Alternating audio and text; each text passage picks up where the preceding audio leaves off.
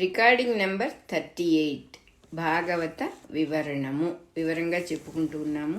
విష్ణుని విరాట్ విగ్రహము అనేది ఇక్కడ హెడ్డింగు. అంటే ఆయన మొత్తం సృష్టి అంతా ఆయనే ఆక్రమించుకొని ఫుల్గా ఉన్నప్పుడు ఆయన విగ్రహం ఎలా ఉంటుంది. అంతేకాకుండా ఇక్కడ ఇంకొక సూక్ష్మం కూడా ఉంది. ఆయన విగ్రహము అనే మాట ఎందుకు వచ్చిందంటే మన శరీరాన్ని ఒక విగ్రహంగా మనం ఆరాధిస్తాం కాబట్టి శరీరం అనేది మనకు చాలా ఇంపార్టెంట్. శరీరంతో కలిపి చెబితే కానీ మనకి ఏ విషయాలు అర్థం కావు. మనకి దేహం ఉంది కాబట్టి దేవుడికి కూడా దేహం ఉన్నట్టుగా చూస్తే మనకి ఎక్కువ అర్థమవుతుంది. కాబట్టి ఆయన యొక్క విరాట్ విగ్రహం అనే దాన్ని వర్ణించటం జరుగుతుంది. అంతేకాదు ఇక్కడ ఏంటంటే ఆ విగ్రహమే ఆయన కాదు. ఇప్పుడు ఆయన యొక్క మొత్తం స్వరూపాన్ని ఇక్కడ వర్ణిస్తారు. సృష్టి మొత్తంలో ఆయన ఎలా ఉన్నాడు, మనలో బొమికలు ఎలా ఉన్నాయి, మనలో రక్తనాళాలు ఎలా ఉన్నాయి, మనలో నోరు కాళ్ళు చేతులు అవన్నీ ఎలా ఉన్నాయి, ఆయనలో ఆయన కాళ్ళు ఏమిటి, ఆయన చేతులు ఏమిటి, ఇవన్నీ వర్ణిస్తారు. ఇవి వర్ణించినప్పుడు ఇవి వర్ణించబడిన శరీరమే కాకుండా ఆ శరీరం కానిది అంటూ ఏది ఉందో అదంతా కూడా భగవత్ స్వరూపమే. శరీరము మాత్రమే ఆయన కాదు. మనమేమనుకుంటాం, మన శరీరమే మనము అనే భావంతో మనం ఉంటాం. కాబట్టి ఇది కూడా క్లారిఫై చేస్తున్నారు ఇక్కడ. కేవలం శరీరం మాత్రమే ఆయన అని అనుకోవద్దు. ఆయన కొంత భాగం మటుకే శరీరంగా ఇది భగవంతుని విరాట్ స్వరూపము అని ఏదైతే వర్ణిస్తున్నారో అది కొంత భాగం మాత్రమే. అంతేగాని అది మొత్తం భగవంతుడి స్వరూపం ఇదే అని కాదు. ఆ కొంత భాగమే. మిగతా అదంతా కూడా సర్వత్రా ఉన్నవాడు ఆయనే. శరీరం మాత్రమే కాక ఎక్కడెక్కడైతే ఏదైతే ఉన్నది అనేటటువంటిది ఉన్నదో అదంతా కూడా ఆయనే అని చెప్పి చెబుతున్నారు. అంతేకాదు ఆ శరీరానికి అతీతుడు కూడా ఆయన. He is beyond that.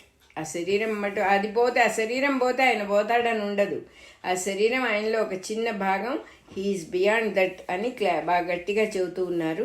ఇంకోటి ఏంటంటే ఒక పిట్ట నుంచి, ఒక పక్షి నుంచి ఒక గుడ్డు పుట్టినట్టుగా భగవంతుడి నుంచి ఆయన రూపానికి సంబంధించినటువంటి ఒక అండము పుడుతుంది. అండం అంటే గుడ్డు అనే అర్థం, ఎగ్ అన్నమాట.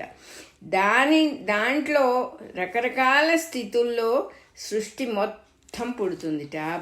అండము నుంచే, భగవంతుడి నుంచి వచ్చిన అండము నుంచి, ఎగ్ నుంచి వివిధ స్థితుల్లో సమస్త సృష్టి వచ్చేస్తుంది. దాంట్లో నుంచి క్రమప్రవర్ధమానమై రోజు రోజుకి ఆ భగవంతుడికి ప్రతిబింబంగా పరిణామం చెందుతూ వస్తుంది. వేరే ఇంకొక రూపం చక్కగా పరిణామం అంటే ఎవల్యూషన్, చక్కగా పరిణామం చెందుతూ వచ్చే మొత్తాన్నే విరాట్ అని అంటారన్నమాట. అతని విరాట్ విగ్రహంలో ఏముంటాయి, ఆ భగవంతుడి విరాట్ విగ్రహం అన్నారు మొత్తాన్ని కలిపి. అందులో ఏముంటాయి అంటే చాలా ఆశ్చర్యంగా ఉంటుంది. జరిగినది, జరగబోవున్నది, జరుగుతూ ఉన్నది అనే 3 విభాగాలు ఆయనలోనే ఉంటాయిట. ఎవరైనా గనక గమనిస్తే, బాగా తెలిసిన వాళ్ళు, ఈ స్పిరిచువల్ ఎక్స్పీరియన్స్ అయిన వాళ్ళు కొంతమంది ఉంటారు. వాళ్ళ జీవిత చరిత్రలు చదివినప్పుడు, పర్టికులర్గా వెరీ రీసెంట్ ఆవిడ అనితా మూర్జాని అని డయింగ్ టు బి మీ అని పుస్తకం రాసినట్టున్నారు ఆవిడ. అందులో ఆవిడ ఆ ఎక్స్పీరియన్స్ రాస్తారు. జరుగుతూ ఉన్నది, జరిగిపోయింది, జరగబోయేది 3 ఒకే సమయంలో జరగటాన్ని షీ కుడ్ విట్నెస్ అన్నమాట. మనమేమిటి, అయిపోయింది అనేటటువంటి పరిస్థితి వేరుగా ఉంది, ముందు ఎప్పుడో అయింది, ఇప్పుడు అవుతూ ఉన్నది, అవబోతోంది అని 3గా చూస్తాం. కానీ 3 ఒకే స్థితిగా ఉంటాయి, 3 ఒకసారే ఉంటాయి అని చెప్పి కరెక్ట్గా భాగవతంలో ఏం చెప్పారో ఆవిడకి అదే ఎక్స్పీరియన్స్ అయిందన్నమాట. అలాగే ఇక్కడ చెబుతూ ఉన్నారు, జరిగిపోయింది, జరగబోవున్నది, జరుగుతూ ఉన్నది 3 విభాగాలు కూడా ఒకే రకంగా నిలబడి ఉంటాయి ఆ విరాట్ విగ్రహంలో. విగ్రహము అంటే అర్థం ఏంటంటే విశేషముగా గ్రహించబడేది, అంటే బాగా జాగ్రత్తగా చూడగలిగినది.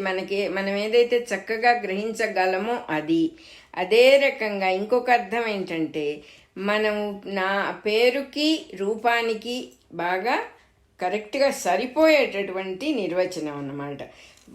ఈ విగ్రహానికి ఈ పేరండి, ఈ రూపం అండి అన్నప్పుడు మనకు చక్కగా అందుతుంది అన్నమాట. చక్కగా అందే అర్థం ఉన్నది దానికి. అది చెప్తూ ఉన్నారు విగ్రహం అనే మాటకి. ఈ విగ్రహంలో భాగాలు అనేకం ఉన్నాయి. విరాట్ విగ్రహంలో ఉన్న ప్రజ్ఞలకు భూత భవిష్యత్ వర్తమాన రూపంతోనే కాలం అనేది ఉంటుంది. 3 రకాలుగా కాలం ఈ విరాట్ విగ్రహంలో 3 రూపాలతో ఉంటుంది.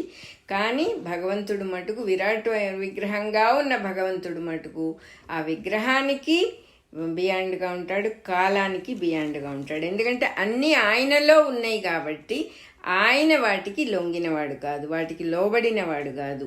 ఆ రూల్స్ అండ్ రెగ్యులేషన్స్ అన్నీ ఆయనకి చెందవు అన్నమాట.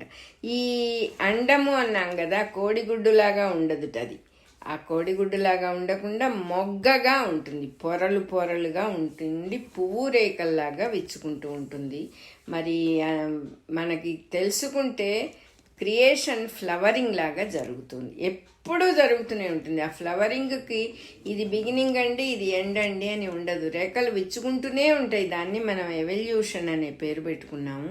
ఆ విచ్చుకునే రేఖల్లాగా మొగ్గలాగా ఉండి విచ్చుకుంటూనే ఉంటుంది. లోపల నుంచి పొరలు వస్తూనే ఉంటాయి. ఒక కొత్త చిగుళ్ళు వచ్చినట్టుగా, పువ్వుకు రేఖలు వచ్చినట్టుగా చక్కగా మళ్ళీ మళ్ళీ కంటిన్యూస్ ప్రాసెస్ అన్నమాట. ఈ మొగ్గకు 7 పొరలు ఉన్నాయిట. ఆ 7 పొరలు ఏమిటంటే పృథివీ, పృథివీ అంటే భూమి, జలములంటే నీళ్లు రెండోది, మూడోది తేజస్సు లేకపోతే అగ్ని, నిప్పన్నా తేజస్సు అన్నా ఒకటే. అదే రకంగా గాలి, ఆకాశం, ఆకాశం అంటే స్పేసు. అహంకారము అనే మాటకు అర్థం ఒక స్పెషల్ ఎంటిటీ, ఇది నేను అనేటటువంటి ఒక అహం, ఇది నేను అనేటటువంటిది. లేకపోతే ఈ దేహం నేను అనే భావం మనకు ఉండదు కదా, ఆటే లేదు అసలు. ఇక్కడ మహత్తు అంటే అన్నిటినీ లోపల దాచిపెట్టుకొని ఉంటుంది, మహాశక్తి. అది మహత్, ఆకాశంలో మహత్ అనేది ఉంటుంది. అది ఎప్పుడూ కూడా ఒక విత్తనం లాంటిది, సమస్తము నిండి ఉంటాయి దాంట్లో. ఇవి మన శరీరం నుంచి బయట నుంచి లోపలికి ఇదే పద్ధతిలో 7 పొరలు ఉంటాయి. మన శరీరంలోనే బయట పృథివీ, జలములు, తేజస్సు, వాయువు, ఆకాశము, అహంకారము, మహత్తు అనేవి బయటి నుంచి పొరలుగా లోపల దాకా ఇవే ఉంటాయి అని ఇదే క్రమంలో ఉంటాయి అని చెబుతున్నారు. పైగా ఇదే పద్ధతి కూడా బ్రహ్మాండంలో మనం భూమి మీద నిలిచి నిజంగా గమనించిన వాళ్ళకి బయట కూడా ఇదే క్రమం కనపడుతుంది. భూమి, నీళ్లు, అగ్ని, వాయువు, ఆకాశము అదే పద్ధతిలో కనపడతాయి అని చెబుతున్నారు.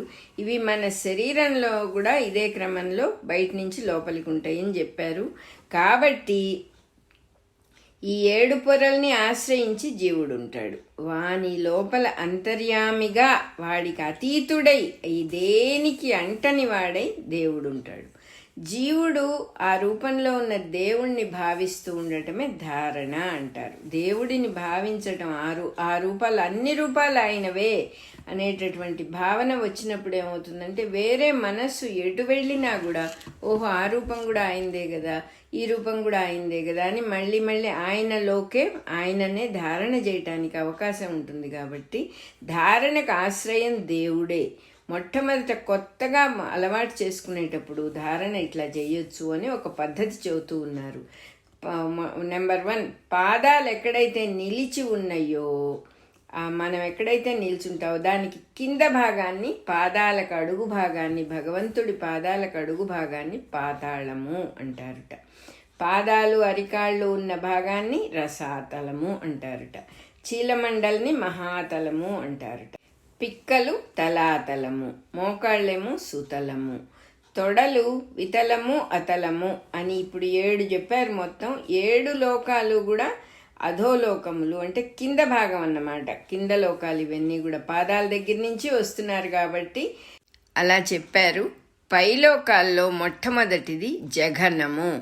జఘనము అంటే నడుము అని అర్థము. అదే భూమి అన్నమాట. మహీతలము అని అంటారు, సరిగ్గా మధ్యలో ఉన్నదన్నమాట ఇది. రెండోది నభస్థలము అంటారు. మూడోది వక్షస్థలము. భగవంతుడి యొక్క వక్షస్థలం ఏమిటయ్యా అంటే నక్షత్ర లోకంట. ఇందులో గ్రహాలు, తారకలు అన్నీ ఉండే వెలుగుల ముద్ద, వెలుగుల సముదాయమే ఆయన వక్షస్థలం ఉంట. నక్షత్రలోకమే ఆయన వక్షం అన్నమాట. అట్లాగే మెడ అనేది మహర్లోకము. ముఖము అనే మాటకి ఇక్కడ నోరు అని చెప్పుకోవాలి. ముఖము, నోరు జనలోకము, లలాటము అంటే నుదురు తపోలోకము, శీర్షం అంటే తల, తల సత్యలోకం, భగవంతుడి తల సత్యలోకం అన్నమాట. ఈ 7 కూడా ఊర్ధ్వలోకాలు అంటారు. ఇవి సృష్టిని చెప్పేటప్పుడు చెప్పుకునే పేర్లు. ఇవి సృష్టించబడేటప్పుడు మనం మాట్లాడుకునేటప్పుడు భూలోకం, భూవర్లోకం అలాంటి పేర్లతో వాడుతూ ఉంటాం. దీనికి పైన ఇంకా ఏం చెబుతూ ఉన్నారంటే, ఈ లోకాలన్నిటినీ పాలించే దేవతలు ఉన్నారు, మెయింటైన్ చేసే దేవతలు. ఒక్కొక్కళ్ళు దేన్ని చూస్తారు అనే విషయం ఇక్కడ చక్కగా చెప్తూ ఉన్నారు. నెంబర్ 1 బాహుదండములు అంటే చేతులు. ఇంద్రుడు వాని దేవగణము చూసుకుంటారనమాట. బాహువులతోనే రక్షించగలుగుతాడు. చేతులుంటేనే కదా ఏదైనా ఒక పని చేసేది. చెవులేమో దిక్కులకు అధిదేవతలట. 3 వినటము అనే ఇంద్రియ శక్తి శబ్దము అనబడే దేవతట. నెంబర్ 4 ముక్కు పుటాలు అశ్వనీ దేవతలు. ముక్కు 2 రంధ్రాలు ఉంటాయి కదా, ముక్కు పుటములు అంటే 2 రంధ్రాలు. అశ్వనీ దేవతలు జంట దేవతలు, వాళ్ళు ట్విన్స్ అన్నమాట. నెంబర్ 5 వాసన చూసే ఇంద్రియ శక్తికి వాసన అధిదేవత. మనము ఏదో అన్ని వాసన చూస్తాం, తింటాం, తిరుగుతాం, చూస్తాం అనుకుంటాం. ఇవన్నీ దేవతలు మనకి ఇస్తూ ఉన్నటువంటి వరాలు. ఈ శక్తులన్నీ కూడా వాళ్ళు నిలబడి మనలో మనకి శక్తిని కలిగిస్తూ ఉన్నారు. వాసన చూసే ఇంద్రియ శక్తి వాసనకు అధిదేవతట. అట్లాగే నెంబర్ 6 నోరు అనేది అగ్నిస్వరూపం అన్నమాట. మనం భగవద్గీతని గుర్తు చేసుకుంటే విశ్వరూప సందర్శనంలో భగవంతుడి నోళ్లల్లో నుంచి అగ్ని కక్కుతూ ఉండటం అనేది, మంటలు రావటం అనేది చూస్తాడు అర్జునుడు. భరించలేకపోతాడు. చూసి ఆ మంటల్లో జీవులందరూ పడి మసైపోతున్నారు, నేను భరించలేను అంటాడు. అంటే నోరు అనేది అగ్నిస్వరూపం అనేది మళ్ళీ ఇక్కడ ఇంకోసారి ప్రూవ్ అవుతుంది మనకి. అంటే లయశక్తి అన్నమాట, లయకారకం, ఆహుతి చేసుకునేటటువంటి శక్తి అది. అదేవిధంగా కళ్ళు అంతరిక్షముట. అంతరిక్షము అంటే మొత్తం మనం కళ్ళతో చూసే బయట అని అనబడేదంతా అంతరిక్షమే. ఖాళీ చోటని అనొచ్చు, ఏమైనా అనొచ్చు. మొత్తంగా దాన్నే అంతరిక్షము అని అంటారు. నెంబర్ 8 చూసే శక్తే సూర్యుడు అనమాట. సూర్యుడి యొక్క అనుగ్రహం లేకపోతే మనకి కళ్ళకి చూపు అనేది ఉండదు. నెంబర్ 9 కనురెప్పలు. ఎంత బ్యూటిఫుల్గా ఉందో ఇది. కనురెప్పలే రాత్రి పగలుట. కన్ను మూస్తే రాత్రి, కన్ను తెరిస్తే పగలు అన్నట్టుగా ఉంది. అదే రకంగా నెంబర్ 10 కనుబొమ్మలు బ్రహ్మము అంటున్నారు. కనుబొమ్మల మధ్య మనం మనస్సుని కాన్సన్ట్రేట్ చేయటం అనేది యోగాభ్యాసంలో చేస్తారు. 2 కనుబొమ్మల మధ్యలో ఆజ్ఞాచక్రం ఉంటుందని అంటారు. ఆ కనుబొమ్మలే బ్రహ్మముట. కనుబొమ్మలు విచ్చుకునేట్టు చేసేదే బ్రహ్మలోకం. అక్కడికి మనం కాన్సన్ట్రేట్ చేసి యోగాభ్యాసం గురువు ఆధ్వర్యంలో చేసినప్పుడు ఆ కనుబొమ్మలు విచ్చుకుంటే ఆ ప్రజ్ఞ బ్రహ్మలోకానికి ఓపెన్ అవుట్ అవుతుందన్నమాట. అట్లాగే అంగిలి. అంగిలి అంటే నోట్ లోపల పై భాగాన్ని అంగిలి అంటారు. ఆ అంగిలే మొత్తం సృష్టిలో ఉన్న నీళ్ళన్నీ ఆ అంగిట్లో, భగవంతుడి అంగిట్లో ఉండేటటువంటి జలములే. అంటే మనం కూడా గమనించుకుంటే మనం పెద్ద పట్టించుకోం ఇలాంటి విషయాలు. జలము అనేది, నోట్లో తడి అనేది కనుక లేకపోతే జీవుడు అక్కడ దేహాన్ని వదిలిపెట్టి వెళ్ళిపోయాడు అని అర్థం. నాలిక అంగిలికి అతుక్కుపోతుంది. మనకి తెలియదు ఇలాంటి విషయాలు. అందువల్ల ఇది కొత్తగా ఉంటుంది కాబట్టి చెప్తున్నాను నేను. నోట్లో ఉన్నటువంటి అంగిలి, జలములు అనేది భగవత్ స్వరూపం కాబట్టి మనకి జీవాన్ని ఇస్తూ ఉన్నాయి. నోరు ఎండిపోవటము, నోట్లో తడి లేకపోవటం అనేది జీవించి ఉన్నవాడికి జరగదు. మనిషి బతికున్నవాడికి ఎవరికి కూడా జరగదు. అంగిలి అనేది, ఆ లోపలున్న తడి అనేది భగవత్ స్వరూపం అన్నమాట. అది రుచి చూడటం. రుచి అనే దేవతట. ఆ తల్లి పేరు దేవతే. ఆవిడ దేవత కాకపోతే ఎన్ని రుచులు చూస్తున్నాము, ఎన్ని రకాలుగా తింటున్నాము. ఆ తల్లిని కనీసం తలుచుకొని నమస్కారం కూడా పెట్టాం. మనం ఏ చిన్న పని చేసినా మనకు ఒక రికగ్నిషన్ కావాలని కోరుకుంటాం. మనం అనుభవించే వాటికి మటుకు మనం ఎప్పుడూ ఎవరికి కనీసం తెలియని భగవంతుడికి ఒక నమస్కారం కూడా పెట్టుకోవటం చేతకాని స్థితిలో మనం ఉన్నాం. రుచి అనే దేవతట ఆవిడ. రుచి చూసే శక్తి రుచి అనే దేవత. తర్వాత బ్రహ్మరంధ్రమే వేదము అంటున్నారు. కోరలేమో యముడు. దంతములు పిల్లలు మొదలైన వాళ్ళందరి మీద ప్రత్యేకముగా వర్తించే కళలుట దంతములు. నవ్వులు అనేటటువంటివి నెంబర్ 16 నవ్వులు జీవులను వెర్రెత్తించే మాయా విశేషములు అంటున్నారు. జీవులకు వెర్రి పుడుతుంది ఆ నవ్వులు. నవ్వు అంటే అందరికీ ఇష్టం, అదేదో చాలా కోరవలసిన విషయంగా మనం భావించుకుంటూ ఉంటాం. జీవులకి వెర్రి పుట్టిస్తాయిట అవి, ఆ మాయట, అది మహామాయ అంటున్నారు. నెంబర్ 17 కటాక్షములు, కడగంటి చూపులు. కటాక్షములు అంటే ఆ కళ్ళ చివరి నుంచి చూసేటటువంటి దయామయమైనటువంటి చూపులు. అనంతములైన సృష్టిక్రమాల దొంతరలుట. ఆయన ఒక కడగంటి చూపు చూశాడంటే ఆ పరమాత్మ మొత్తం సృష్టిక్రమాల దొంతరలు బొత్తులు బొత్తులు బొత్తులు బొత్తులుగా సృష్టి అంతా వచ్చేస్తుందిట. 18 పెదవులు, సిగ్గు, లోభము. నెంబర్ 19 స్తనములు ధర్మమునకు మార్గములు. నెంబర్ 20 వీపు అధర్మ మార్గము. అంటే అర్థం ఏమిటి? అధర్మం కూడా భగవంతుడిలోనే ఉంది, ఆయన్ని దాటి ఏదీ లేదు. ధర్మము అధర్మము ఇదంతా సృష్టి ధర్మాలు, ఇవన్నీ కూడా రెండు రెండుగా ఉండటం అనేది అది ఏదో మహాపరాధం అని కాదు. అధర్మము ధర్మము అనేది ఆటకు తప్పకుండా కావాలి, అందువల్ల అలా చెప్తూ ఉన్నారు, వీపు అధర్మ మార్గము అని. నెంబర్ 21 పురుషాంగము అనేటటువంటిది ప్రజాపతి. నెంబర్ 22 వృషణములు, మిత్రావరుణములు. నెంబర్ 23 జఠరము అంటే కడుపు, సముద్రాలే ఆయన కడుపు అన్నమాట. 24 ఎముకల గుంపులు ఏమిటంటే పర్వతాలు, ఆ పర్వతాలన్నీ కూడా ఆయన తాలూకు ఎముకలు. 25 రక్తనాళాలు, నరములు కలిగిన నాడులన్నీ కూడా నదులు. ఎలాగైతే రక్తం మన నాడుల్లో ప్రవహిస్తూ ఉంటుందో నదుల్లో నీళ్ళు అలా ప్రవహిస్తూ ఉంటాయి, అదే సింబాలిజం అన్నారు. అదేవిధంగా నెంబర్ 26 దేహం మీద ఉండేటటువంటి సన్నటి రోమాలు, వెంట్రుకలు, చెట్లు అన్నమాట బయట ప్రపంచంలో. నెంబర్ 27 నిశ్వాసములు అంటే వదిలేటటువంటి శ్వాస, అదే వాయువు యొక్క గతులుట. భగవంతుడు శ్వాస వదిలాడంటే గాలి అనేక రకాలుగా వీచటం అనేది జరుగుతుంది. నెంబర్ 28 విభాగము లేని కాలం అంటే ఏ కట్టు లేదు, కంటిన్యూస్గా ఆగకుండా వెళ్తూ ఉన్నటువంటి ఆ కాలం అనేది ఆ మూర్తి యొక్క వయస్సుట. భగవంతుడి మూర్తి యొక్క వయస్సు ఏమిటండి అంటే ఆగకుండా వెళ్ళిపోతూ ఉండేటటువంటి కాలం అంతా ఆయన వయస్సేట. నెంబర్ 29 అతడు ఏం పని చేస్తాడండి అంటే జీవుల్ని పుట్టిస్తాడు, లయం చేస్తాడు, సంసారం చేయిస్తాడు. అదంతా ఆయన యొక్క కర్మలు, ఆయన చేసే పనులు అన్నమాట. జీవులు పుట్టడం, సంసారం చేయటం, మళ్ళీ లయం అవటం అనేది ఆయన పనులు. నెంబర్ 30 జుట్టే, ఆయన జుట్టే మేఘాలట. నెంబర్ 31 ధరించిన వస్త్రములే సంధ్యలు. నెంబర్ 32 హృదయము అనేది ప్రధానమైన మూల ప్రకృతి. హృదయము అని అంటాం. హృదయం అంటే గుండె కాదు, ముందు కూడా చెప్పుకున్నాము.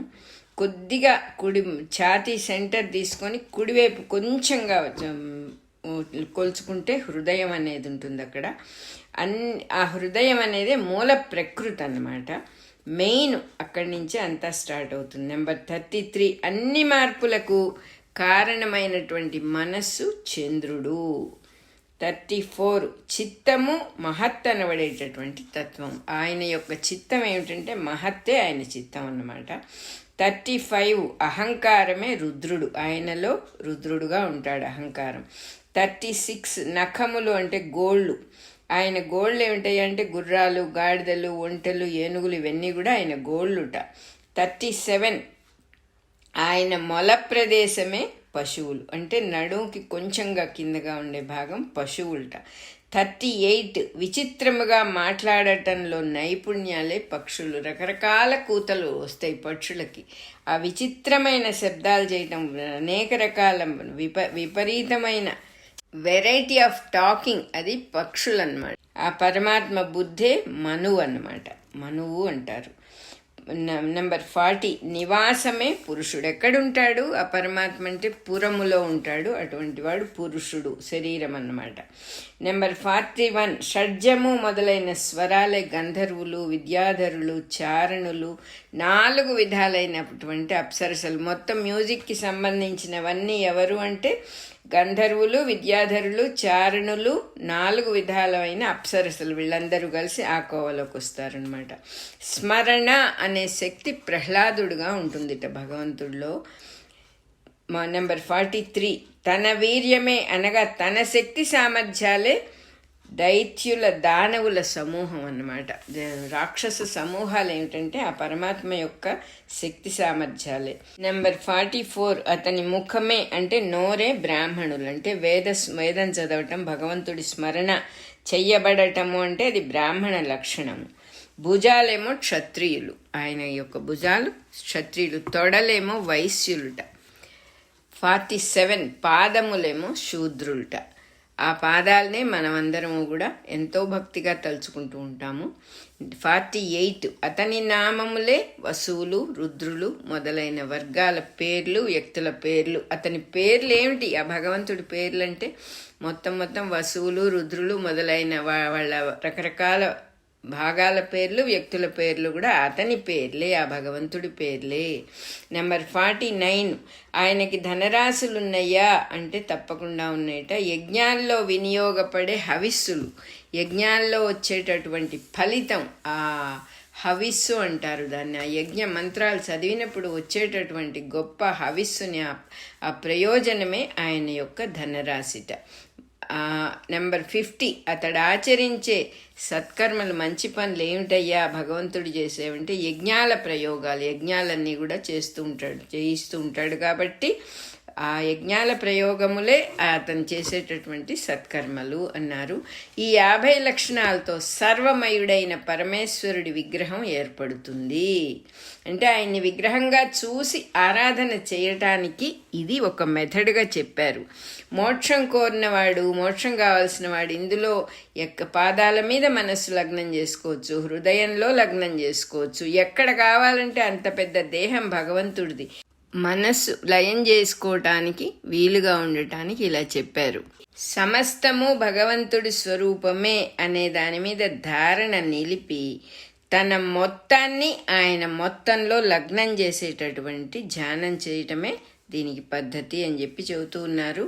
ఈ రూపంలో కొన్ని దేహ విభాగాలున్నాయి, కొన్ని విభాగాల్ని అధిష్ఠించి ఉన్న ప్రవృత్తులు ఉన్నాయి, అంటే రకరకాలున్నాయి. కొన్ని దేహంతో ముడిపెట్టుకొని ఉన్న చిత్తవృత్తులు అంటే మనస్సుకి సంబంధించిన వృత్తులు, అంటే మనస్సు ఇలా ప్రవర్తిస్తుంది, చిత్తం ఇలా ప్రవర్తిస్తుంది అనేటటువంటి స్వభావాలు అవన్నీ కూడా ఉన్నాయి. కొన్ని దేహాలని రక్షిస్తూ ఉన్న దేవతాశక్తులు ఉన్నాయి.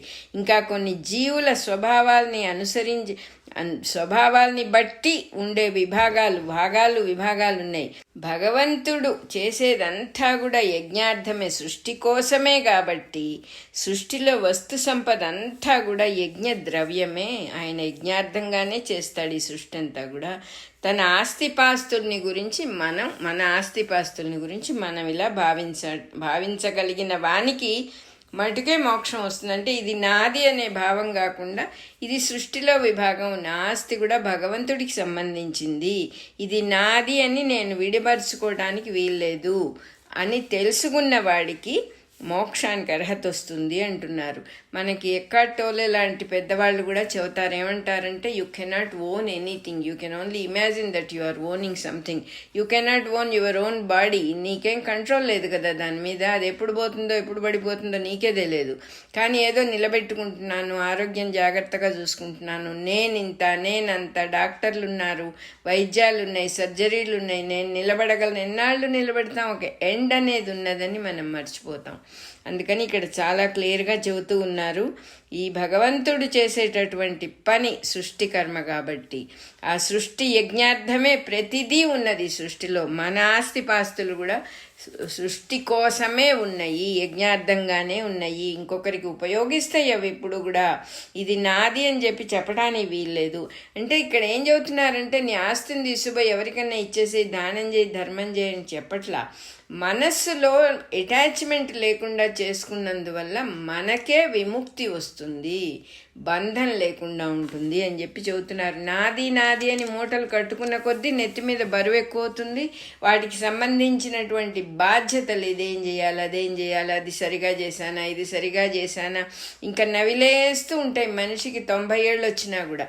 అందువల్ల పాప మన గురించిన కన్సర్న్తోనే ఇలా ఇది పద్ధతి కాదు, చాలా బాధపడతారు జీవులు ఈ పద్ధతిలో వెళ్తే అని చెప్పి చెప్తూ ఉన్నారు.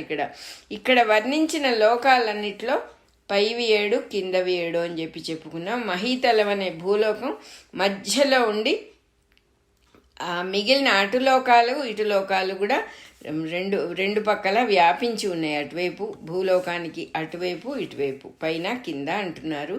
కాబట్టే భూలోకానికి మధ్యమలోకము లేక కర్మభూమి, ఫిజికల్ ఎగ్జిస్టెన్స్ అనే పేర్లు వచ్చినాయి. సమస్త సృష్టికి మొత్తం అంతా సిస్టమేటిక్గా నడవటానికి ఈ భూమి అనేటటువంటిది విద్యాలయం, ఒక యూనివర్సిటీట, చక్కగా ఒక మంచి ఎడ్యుకేషనల్ ఇన్స్టిట్యూషన్ ఈ భూమి అనేటటువంటిది. మనమేమనుకుంటున్నాం, మనమేమో ఇక్కడ బాగా అనుభవించి హాయిగా కులాసాగా బతికి వెళ్ళాలనే దృష్టి మనకు ఉన్నందువల్ల ఏదో అది అనుభవించాలి ఇది అనుభవించాలి ఇంకా అది కావాలి ఇంకా ఇది కావాలనే దృష్టి ఉన్నందువల్ల అసలు మనం ఈ కాలేజ్కి ఎందుకు వచ్చామనే విషయం మర్చిపోయాం. ఇది ఒక కాలేజ్ అని చెప్పి చెప్తూ ఉన్నారు. ఇది యూనివర్సిటీ, ఇది ఎడ్యుకేషనల్ ఇన్స్టిట్యూషన్ కాబట్టి ఇక్కడ దీన్ని మనం వాడుకొని ఇక్కడ పరీక్షలు పాస్ అవ్వాలి, అంతేగాని వేరే దోవలోకి వెళ్ళిపోతున్నాము అంటున్నారు. మనస్సు, బుద్ధి, అహంకారం అనే ప్రజ్ఞలు, వాటికి కారణంగా ఉన్న దేవతలు, రాక్షసులు, ఈ శక్తులన్నీ కూడా క్రమశిక్షణ పొందటం అనేది భూలోకంలో ఉన్నప్పుడే సాధ్యం. దేవలోకంలో ఏ ట్రైనింగ్ అవ్వదు, గంధర్వలోకంలో ఏ ట్రైనింగ్ అవ్వదు, బ్రహ్మలోకంలో ఏ ట్రైనింగ్ అవ్వదు. ఉన్నదల్లా ఇక్కడే ఈ భూలోకంలోనే తనను తాను మలచుకోవటము, చక్కగా మానవ విగ్రహాన్ని కృష్ణ విగ్రహంగా మలచగలిగిన శక్తి ఈ భూలోకంలో ఉన్నటువంటి ఎడ్యుకేషనల్ ఇన్స్టిట్యూషన్కు మటుకే ఉన్నది. నిన్ను నువ్వు చక్కగా ఒక దైవ విగ్రహంగా మలచుకోవచ్చు ఇక్కడ అని చెప్పి చెబుతున్నారు. వేరే ఎక్కడా సాధ్యం కాదు. ఈ సృష్టి అంతా కూడా ఒక రాష్ట్రంలాగా, ఒక రాజ్యంలాగా పరిపాలించబడుతూ ఉన్నది. ఈ భౌతిక సృష్టి అయిన భూలోకం భూలోకము కాన్స్టిట్యూషన్ వల్లనే సాధ్యమవుతుంది. వేరే ఇంకే రకంగా దేహధారణ వల్లనే అనేటటువంటి దాని వల్లనే సాధ్యమవుతుంది. దేహాన్ని ధరించి తను చేయవలసిన పని ఏదో చేసుకొని అవతలికి వెళ్ళిపోవటం నేర్చుకోవటమే మోక్ష మార్గం. ఈ ప్రయోజనం కోసమే, ఈ మనిషికి ఈ ప్రయోజనం జరగటం కోసమే గ్రహాలున్నాయి, గోళాలున్నాయి, జీవులకు శరీరాలు ఏర్పడటం కూడా దీనికోసమే. చదువుకోవాలంటే దేహం కావాలి కాబట్టి, ఒక విషయం నేర్చుకోవాలంటే దేహం కావాలి కాబట్టి, నువ్వెవరో నువ్వు తెలుసుకోవాలంటే నీకు దేహంతో ఎడ్యుకేషన్ అవసరం కాబట్టి ఈ భౌతిక సృష్టి, పుట్టడం, పోవటం, జీవించే విధానం, ఈ క్రమక్రమ పరిణామము అంటే మార్పు, చక్కని మార్పు, ఫ్లవరింగ్ అనేటటువంటి చక్కని స్టెప్స్, తరగతులు అనే ఒక్కొక్క తరగతి, ఒక్కొక్క క్లాసు ఏర్పడ్డాయి. ఇదే మొట్టమొదటి విద్యాలయం, ప్రాథమిక ఎలిమెంటరీ స్కూల్ట. ఇది ఎలిమెంటరీ విద్యాలయం. ఇందులో క్రమశిక్షణకు ఫలితం ఏంటంటే ఇక్కడ సిస్టమేటిక్గా ఉండటం కనుక నేర్చుకుంటే జ్ఞానం అనుభవం అవుతుందిట. ఈ ఎలిమెంటరీ స్కూల్ పాస్ అయితే చాలు మోక్షానుభవం వచ్చేస్తుందిట. ఎంత బాగా చదువుతున్నారు, మనం ఎంత మిస్ అవుతున్నామో. అంటే మనకి అసలు మనం ఎందుకు వచ్చాం, మనం ఎక్కడున్నాం, ఏం చెయ్యాలి ఏం చేయకూడదు అనేటటువంటి జ్ఞానం మనకి ఇన్నాళ్ళు లేదు. ఇక్కడ చాలా క్లియర్గా చెప్పారు, ఇది చదువుకోవడానికి వచ్చిన ప్లేస్ నాయన. నువ్వు చదువుకుని పాస్ అవ్వటం కోసమే నీకు ఈ శరీరం, మొత్తం గ్రహగోళాలన్నీ కూడా దానికోసమే సృష్టించాడు భగవంతుడు. మొత్తం ఉండేదే నువ్వు తెలుసుకుంటే ఉండేదే మోక్షానుభవం. మోక్షం గురించి అనుభవం నీకు అవుతుంది, అదే నువ్వు పరీక్ష పాస్ అవటం అని చెప్పి చెప్తూ ఉన్నారు ఇక్కడ. పాతాళం మొదలు అధోలోకాలు 7 ఉన్నాయి, ఊర్ధ్వలోకాలు అభావములు అంటున్నారు. ఇది చక్కని మాట. కింద లోకాలన్నీ కూడా భావములతో కూడుకున్న లోకాలు, అంటే ఊహలతో కూడుకున్న లోకాలు అధోలోకాలు. ఊర్ధ్వలోకాలు అభావములు. నడుం దగ్గర నుంచి మెలిబెట్టి చూస్తే అంటున్నారు భావ అభావ, భావ అభావ, భావ అభావానే మెలికలుగా ఊహించుకోవచ్చుట మనం. అంటే శబ్దము నిశ్శబ్దము, శబ్దము నిశ్శబ్దము, నారి నారి నడుమ మురారి, అంగనాం అంగనాం అంతరే మాధవం. ఈ భావ అభావముల మధ్యలో జంటలుగా 7 లోకాలు ఉంటాయి అని చెప్పి చెప్తూ ఉన్నారు. ఇప్పుడు ఇక్కడ దైవం యొక్క స్వరూపాన్ని వర్ణించారు కదా అని చెప్పి మన మనస్సు పెట్టి ఈ దైవం యొక్క శరీరానికి మన శరీరానికి పోలిక సరిపోతుందా లేదా అనేటటువంటి తర్జన భర్జనలు టైం వేస్ట్ తప్ప అది కరెక్ట్ కాదు. మనం ధ్యానం చేసుకోవటం కోసం చెప్పారు కాబట్టి భగవంతుడి దేహాన్ని బ్రహ్మాండ స్వరూపంగా ఊహించుకొని ధ్యానం చేయటం కోసం చెప్పారు. కానీ మ్యాచ్ చేసి రైటా రాంగ్ అని జడ్జిమెంట్ పవర్ మనకెవరు ఇవ్వలేదు. మనం జడ్జిగా కుర్చీ వేసి కూర్చోక్కర్లేదు అని ఇక్కడ చాలా క్లియర్గా చెబుతూ ఉన్నారు. ఇక్కడ శ్రీహరి యందు మన మనస్సుని న్యాసము చేయుటయే ధారణ. బ్రహ్మాండమైనటువంటి బ్రహ్మాండము అనేటటువంటి శ్రీహరిలో మనల్ని మనం న్యాసం చేయటమే ధారణ. ఆయనలో మనం కలిసిపోవటమే. ఈ న్యాసం వల్ల సిద్ధించే అహంకార అభావం, అహంకారం అనేది పోతుందన్నమాట. ఇంకా భావం ఉండదు, అహంకార భావం అంతా పోయి అదే సన్యాస వ్రతం అయిపోతుంది. అది చెయ్యవలసిన పద్ధతి తప్ప జడ్జిమెంట్ కాదు అని చక్కగా రాశారు. ఎందుకంటే మన సంగతి తెలుసు కాబట్టి. ఇందులో వర్ణన కొంత భాగం వేదమంత్రాల్లో నుంచి పురుష సూక్తంలో ఉన్నది బాగా మ్యాచ్ అవుతూ ఉంటుంది. మిగిలిన భాగాలు విశ్వదేవతలు, మరుత్తులు, అగ్ని, సూర్యుడు, అశ్విని దేవతలు, నారాశంసి మొదలైన వేదమంత్రాలని అనుసరించి ఉన్నాయి మిగిలిన భాగాలు. భారతంలో విష్ణు సహస్రనామానికి ముందుగా ఉన్న ధ్యాన శ్లోకాల్లో భూలోకం పాదాలు అని వర్ణించారు. భగవంతుడి పాదాలే భూలోకం అని. సాధకుడు కూర్చొని సిద్ధాసనంలో కూర్చుంటాడు కాబట్టి అలా ధ్యానం చేయటం గురించి అక్కడ వర్ణించారు అంటున్నారు. తల్లి గర్భంలో పెరుగుతూ ఉన్న జీవుడు మొట్టమొదట అండమున నిండి ఉండును, ఒక గుడ్డుగా ఉంటాడు. అట్లాగే విరాట్ విగ్రహం 7 పొరలతో కూడిన అండకోశమున ఇమిడి వర్ధిల్లుతోంది అని చెప్పి సింబాలిజం చెప్పారు. ఈ విధంగా విశ్వమంతా కూడా హరిమయము, హరి లేనిది ఏమీ లేదు. శ్రీహరి విశ్వమయుడు, విశ్వమంతా హరిమయము. ఈ భావన చేసేవాడి దృష్టికి ఒక పరమాణువైనా సరే, ఒక సన్నని పార్టికల్ అయినా సరే హరిమయము కాదు అని తోచదుట. హరిమయము కానిది ఇక్కడ ఏది లేదు అనే సత్యం గోచరిస్తుందిట, కనపడుతుందిట. ఇక్కడంతా హరిమయమే, సర్వత్రా హరే ఉన్నాడు, ఏది చూసినా హరే, ఆయన తప్ప వేరే స్వరూపం లేదు అనే ఈ విశ్వమంతా హరిమయము.